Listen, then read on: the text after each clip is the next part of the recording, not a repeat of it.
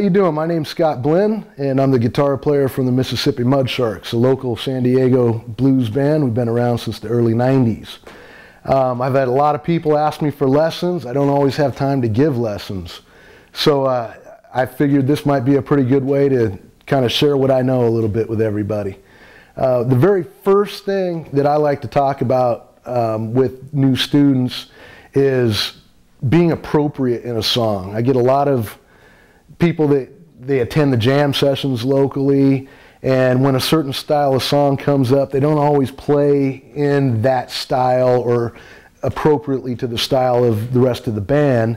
And that's a really big issue. So first of all, I'd like to address that. Let's say the band is laying down a very traditional T-Bone Walker kind of swingy, jazzy shuffle. Something along the lines of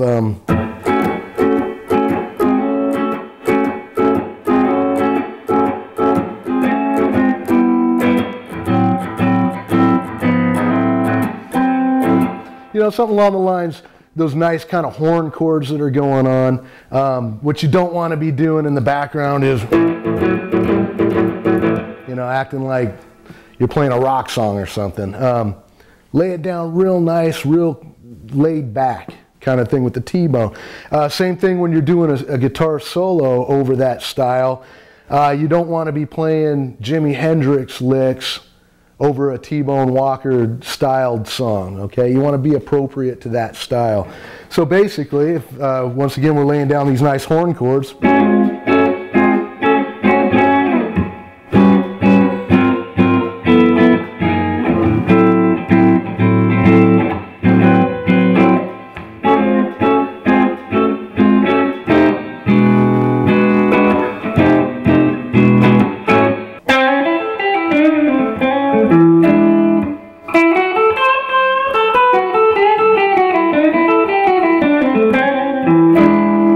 Something along the lines like that. T-Bone Walker had a very staccato style, and he'd alternate between very simple lines and more swinging stuff like that. What you don't want to be doing is over a T-bone shuffle or a swing like that. So that is basically what being appropriate is to the attitude of a song. Okay, in picking up with creating your own style within the blues and being appropriate to the kinds of songs that you're playing, a very cool thing to do is be able to quote whoever's song you're playing. Once again, T-Bone Walker is one of my favorites, and it's just a very cool thing to be able to quote some of the things he's done on record.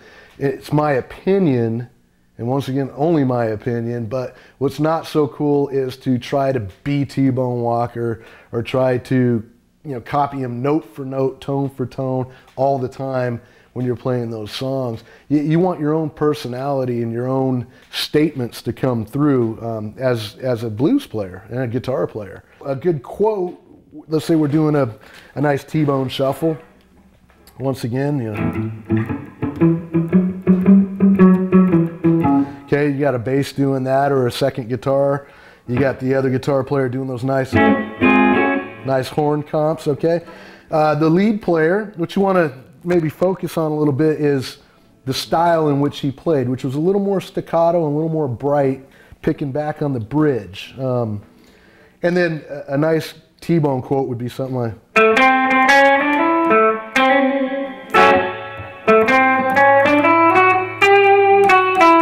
okay, something like that. It'd be great to throw that into the song and then follow it up with something all your own, okay? But in that style, that's the cool part.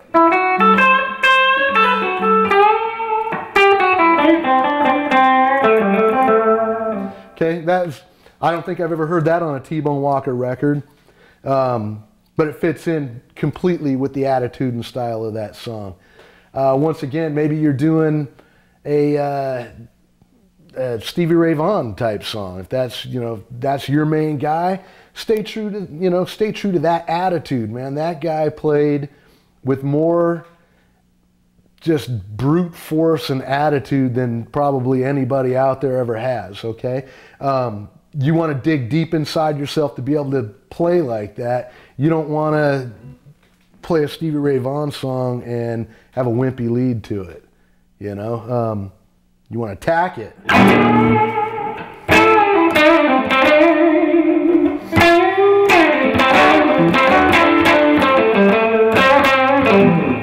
That kind of a situation. The final thing I would like to say too, as a player, when you get out there and you're playing in front of people, a very important thing is to be very confident in what you're doing. So the things that you're really good at, emphasize those points. You know, be confident, don't be cocky. All right, a lot of the things that I'll be talking about in these lessons actually are covered in a program that I've started called Rock Academy of San Diego. And Rock Academy of San Diego is designed not only for kids, but all the way up through gigging pros, guys that maybe are looking to spice up their bag of tricks a little bit. The big focus and push is after-school music programs. And I'm able to bring group lessons into a lot of the area schools. That's building. Each time I do a session, it's building upon itself right now. It's a really fulfilling goal for me to be able to bring these kind of programs to these schools, especially in this economy and with a lot of the budgets being cut. The second part of the Rock Academy is doing weekly workshops that are all ages and everyone from a novice to, like I said, a gigging pro, to be able to come in, share with each other their own styles and knowledge, and learn something from what I can show them. Coming up for Rock Academy, I have a special one-off workshop we'll be doing on February 26th. That's a Saturday, coming up at the end of the month here. It's going to be featuring blues master Coco Montoya, who was in John Mayall and the Blues Breakers band, and also with Albert Collins and the Icebreakers.